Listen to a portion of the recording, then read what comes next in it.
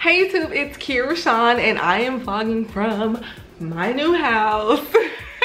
I've had to relive that moment from my first house, but you guys, I come tonight with a whole page full of notes, so I apologize in advance if this video is like hella long, but I promise to to do my best to set y'all up for success or to share my journey like the real way. When you buy your first house, I advise you to go into it with like a investment mindset. Like, don't think that your first house, or don't go into it thinking your first house is gonna be like your end all be all, you're gonna raise your kids and your family there, because that's kind of the wrong way to think about it. That's kind of like digging yourself deeper into debt.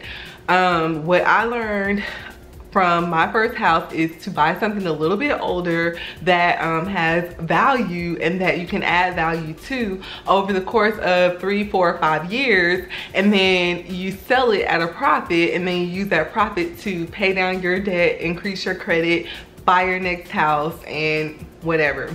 So I did that. It's exactly what I did, and I'm gonna continue to tell y'all guys how. So when you buy your first house, be prepared to put in something called sweat equity. Sweat equity is where you roll up your sleeves and you get the shit done yourself. A lot of projects you can find on Pinterest. That's where I got my inspiration. Home Depot is very helpful. Even if you don't know what you're doing, you go to the aisle, you ask the person and they will tell you. You can look on YouTube, another good resource for information. I filmed a couple of tutorials. You can check out my old videos. Shameless plug. Oh yeah, and then when you're doing, if you decide to do the work yourself, and you can also pay someone. If you don't want to put in sweat equity, you can pay someone, but just keep in mind with your investment mindset that you're taking away from your bottom line every time you shell out money to pay someone something that you could potentially do yourself. Now, bringing it to doing it yourself, you want to make sure that whatever work you're doing is going to pass inspection, because it would suck. I want to say like Jill. Too soon. So boy. It would suck to, to put in all the work for materials and then your time and effort, but then it's a shoddy job and it won't pass inspection. So when you're putting in sweat equity, take your time, make a project of it, make sure you're doing quality work, because it will show up in the results and it will bite you in the butt or pay off in the long run. All right, so after you buy your house and you invest in your upgrades and doing whatever you want to do to make it more valuable, then you decide you want to put it on the market. Now you need to find a realtor. Again, like from my last video, you want to find someone that you trust, someone who comes like highly reviewed with good ratings and all of that. Do your due diligence before you just find a realtor. Mine was referred to me, and she and I hit it off really good. Another thing to remember with picking a realtor is that you're interviewing them. So it's okay to go on a couple of coffee dates with, a few realtors or whatever. You want to find who's going to match you, who you think picks up your vibe, because they're going to be looking for your house or they're going to be representing you. So, you want to get to know this person. So I would interview a couple. I did interview a couple, and the one I chose, we worked out just fine. All right, and then another thing to note about the realtor with this process is that you don't pay them up front. You pay 6% of your of the price that you sell your house for to the realtor, and that's how they get paid. But it's all at the end, like during closing, so you don't have to worry about that. All right, but moving on, the next important thing to talk about is the cost associated with selling a house. Now remember, we're in this thing with an investment mindset. So it's a couple of things that are important to us. That's the purchase price. You want to buy at a low price, but still, in a good area that has value and something you can increase the value in. You also want to think about how much of an investment you're going to put into upgrades and renovation, and don't forget your time, so factor that in too. And then you have fees, like I was telling you have your realtor fee. You have things that might come up like during the inspection that you need to pay for. And I'll tell you all about my experience with that later. But you just need to be prepared to have, and I can't give you a number of that because I don't know what might be wrong. But just, you know, have a little cushion aside, even if it's credit, and I'll tell you why. I'm no financial advisor at all. Like, please don't listen to me with, I mean, listen to me, but don't listen to me when I tell you all about that. And then you also are concerned with your profit and what you will net from flipping this house. So you calculate that by subtracting what you paid for the house from what you're selling it for, minus your realtor fees. I'm gonna try to make a little equation right here because that sounded all over the place, but I saw it perfectly in my mind. All right, so yeah, those are the things you want to consider with your investment mindset. All right, so let's go into it. When I decided to sell my house, I was just, you know, over it, ready for something new, a change, whatever. I went through my realtors or whatever, and I told you I interviewed a few, met the one I wanted. She did her initial visit. In her initial visit, she went room by room and told me basically about my staging and what I need to declutter, and you know, just pretty much how to make it more presentable to a potential buyer, which I didn't have much work to do because my house always looks, you know, pretty cute or whatever. So after she came through and gave me a little laundry list to do, I set my target date that I wanted my house to be on the market, and I made sure everything was done within that time frame. There was a lot of paperwork to do with that, as far as like disclosing anything that might be wrong with the house, anything that may have that you may have had to repair, just anything, you know, dealing with the house that you should let the next buyer know. You have to disclose all of that. Oh yeah, and then you should also save any repair receipts. So if you decide to do the sweat equity yourself, and say for instance you replace the knobs on the bathtub, make sure you keep your Home Depot receipts for the materials that you purchased, because it comes in handy when you're selling the house. All right, so that's that. Did the work that I needed to do. Then we listed it on the market. The thing about listing a house is that it's very uncomfortable. People were constantly in and out of my house, and you know, I had the Ring doorbell so I could hear what they were saying, and they were just like constantly talking shit, like, oh, you know, this neighborhood it's so, I don't know, just I don't even know. But people were coming in expecting like a 4-bedroom when it clearly said a 3, so you would hear them talking about that. It was just like, just the most uncomfortable thing in the world to have someone just in and out of your house, and you can't be there, and then you can't really live in your house. Like, you know how you come home from work and you have your after work routine, you take your clothes off, whatever, just throw them wherever, hang them up on the weekend. Well, you cannot do that when you're showing your house, because someone might come look at it tomorrow while you're at work. So you have to keep your house show ready at all times. And then next is a potential buyer. They will put in an offer. Your realtor should go through it and like fine tooth comb it, make sure that they are approved. They should have an approval letter attached to their offer. Everything should just check out. They should look like a legit buyer, and your realtor's job is to make sure that she's only bringing you legit buyers. So yeah, that happened. We got the first contract. At the same time, I found a house that I loved. So when I went under contract with that one, I went under contract with the house that I loved. Okay, go into maybe a week later, these guys, something happened. I don't know what happened, but they pulled out. They were pregnant, so I don't know if anything like that happened to, I mean, if that had anything to do with it, but they pulled out, which made me lose the house that I really loved or whatever. I was devastated, but not really, because I don't know, I have faith in God, and I be knowing that it just wasn't the right situation or whatever.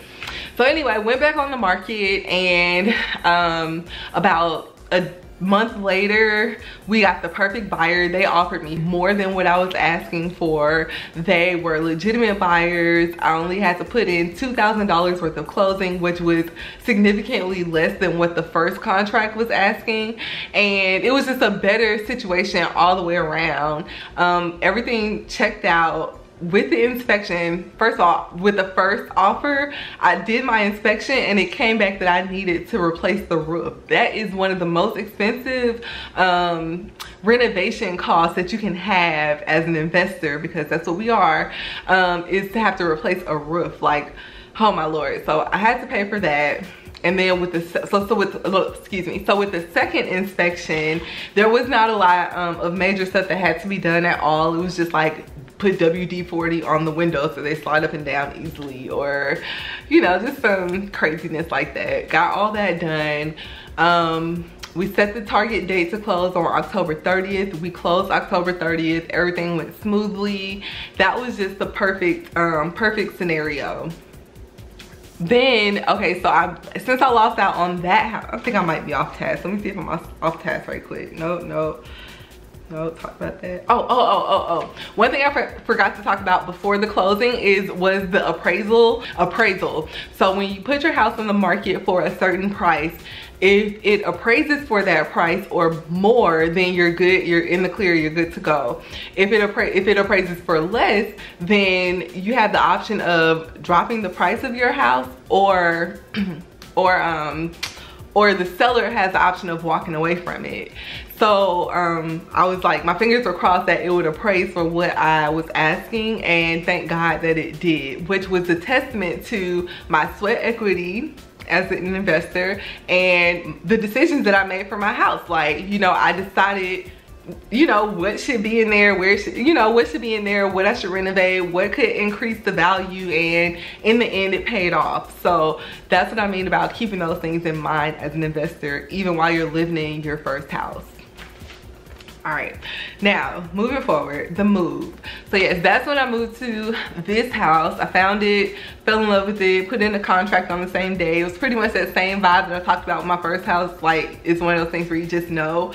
And I was about to say and plus, but that's so bad. But plus, I kind of was in a situation where my house is on the market and I needed to move, or else I would have to like rent an apartment for a while until I found a house. But this one was available and I liked it, so this is where we moved.